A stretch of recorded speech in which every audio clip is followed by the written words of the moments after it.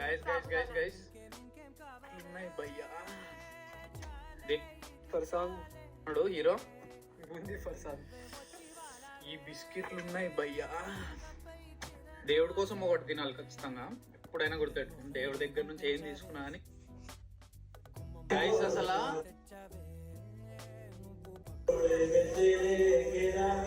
మేము దేవుణ్ణి చూడాలి సైడ్ ఎప్పుడు రాలేదు.